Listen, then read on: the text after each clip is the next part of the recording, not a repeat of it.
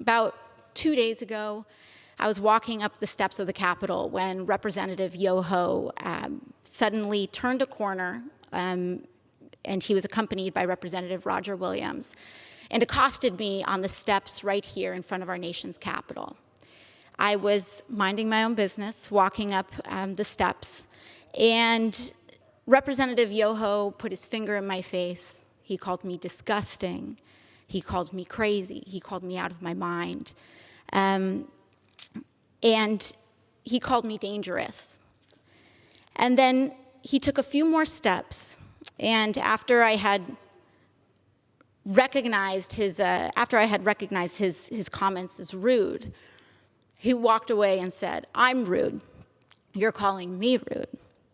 I took a few steps ahead, and I walked inside and cast my vote, because my constituents send me here each and every day to fight for them and to make sure that they are able to keep a roof over their head, that they're able to feed their families, and that they're able to carry their lives with dignity.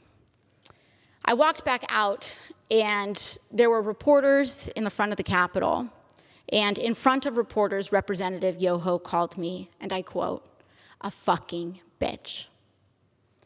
These are the words that Representative Yoho levied against a congresswoman, the congresswoman that not only represents New York's 14th congressional district, but every congresswoman and every woman in this country, because all of us have had to deal with this in some form, some way, some shape, at some point in our lives.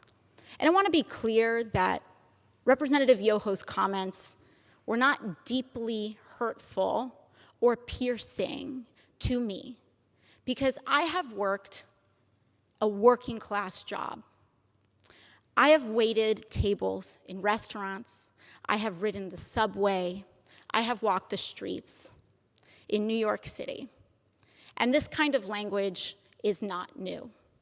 I have encountered words uttered by Mr. Yoho and men uttering the same words as Mr. Yoho while I was being harassed in restaurants. I have tossed men out of bars that have used language like Mr. Yoho's. And I have encountered this type of harassment riding the subway in New York City. This is not new. And that is the problem. Mr. Yoho was not alone. He was walking shoulder to shoulder with Representative Roger Williams. And that's when we start to see that this issue is not about one incident. It is cultural. It is a culture of lack of impunity, of accepting of violence and violent language against women, and an entire structure of power that supports that.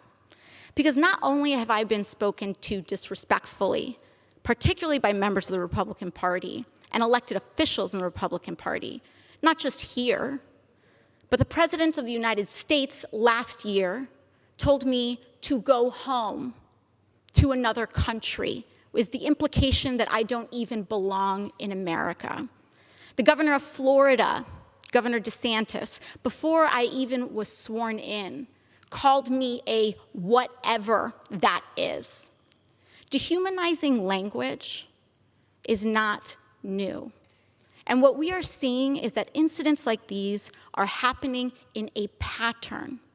This is a pattern of an attitude towards women and dehumanization of others.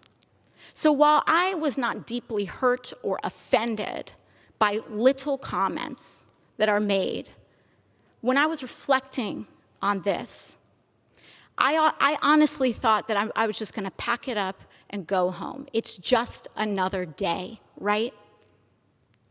But then yesterday, Representative Yoho decided to come to the floor of the House of Representatives and make excuses for his behavior. And that I could not let go. I could not allow my nieces, I could not allow the little girls that I go home to, I could not allow victims of verbal abuse and worse to see that excuse and to see our Congress accept it as legitimate and accept it as an apology, and to accept silence as a form of acceptance. I could not allow that to stand, which is why I am rising today to raise this point of personal privilege. And I do not need Representative Yoho to apologize to me. Clearly, he does not want to. Clearly, when given the opportunity, he will not. And I will not stay up late at night waiting for an apology from a man who has no remorse over calling women and using abusive language towards women. But what I do have issue with is using women, our wives and daughters, as shields and excuses for poor behavior. Mr. Yoho mentioned that he has a wife and 2 daughters. I am 2 years younger than Mr. Yoho's youngest daughter. I am someone's daughter, too. My father, thankfully, is not alive to see how Mr. Yoho treated his daughter. My mother got to see Mr. Yoho's disrespect on the floor of this house towards me on television. And I am here because I have to show my parents that I am their daughter and that they did not raise me to accept abuse from men. Now, what I am here to say is that this harm that Mr. Yoho tried to levy against me was not just an incident directed at me. But when you do that to any woman, what Mr. Yoho did was give permission to other men to do that to his daughters. In using that language in front of the press, he gave permission to use that language against his wife, his daughters, women in his community. And I am here to stand up to say that is not acceptable. I do not care what your views are. It does not matter how much I disagree or how much it incenses me or how much I feel that people are dehumanizing others. I will not do that myself. I will not allow people to change and create hatred in our hearts. And so what I believe is that having a daughter does not make a man decent. Having a wife does not make a decent man. Treating people with dignity and respect makes a decent man. And when a decent man messes up, as we all are bound to do, he tries his best and does apologize. Not to save face, not to win a vote.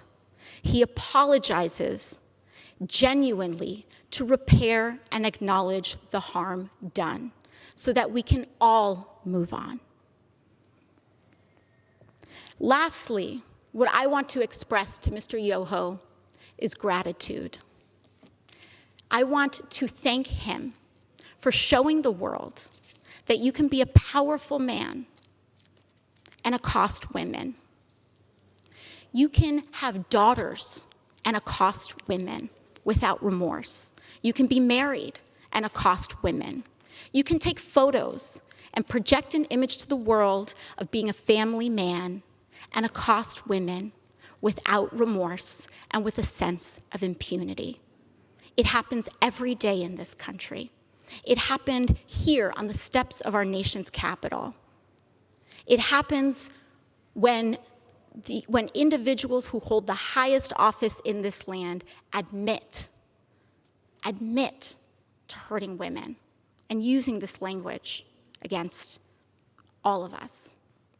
But once again, I thank my colleagues for joining us today. I will reserve the hour of my time, and I will yield to my colleague, Representative Jayapal of Washington. Thank you.